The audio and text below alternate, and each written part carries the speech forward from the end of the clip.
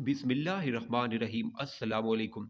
Sheikh chilli मजदूरी पर तेल का घड़ा सर पर उठाए लिए जा रहा था। अपने जहन में ये ख्याल पक्का कर रहा था कि ये तेल का घड़ा जो मजदूरी पर ले जा रहा हूँ, इसको बेचकर मुझे पैसे मिलेंगे। इन पैसों से यूं मालदार हो जाऊंगा। पहले मुर्गी लूंगा, फिर बच्चे निकाल कर उनको फिरोख्त करके बकरी खरीद कर फिर भैंस लूंगा, फिर ब्याह कर लूंगा, फिर खूब औलाद होगी। वो मुझसे पैसे मांगेगी, मैं कहूंगा हश्त हश्त। ये कहने से उसका सर हिल गया और घड़ा गिर गया। घड़े का मालिक बहुत झुलाया, सख्त नाराज हुआ। तो वो कहता है, तेरा एक ही घड़ा गया, मेरा तो सारा कुंबा बर्बाद हो गया।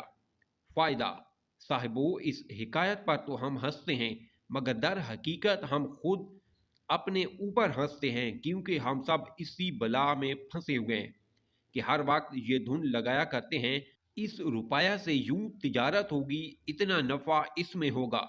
यूं हम बैंक में रुपया दाखिल करेंगे और ये तजर्बा की बात है कि हर तमन्ना पूरी होती नहीं। आखिर में शेख चिल्ली की तरह हर शख्स का घड़ा फूट जाता है। अगर आप इसी तरह सबक को स्टोरी सुनना पसंद करते हैं तो मेरे चैनल को सब्सक्राइब ज़रूर करें और वीडियो को लाइक भी।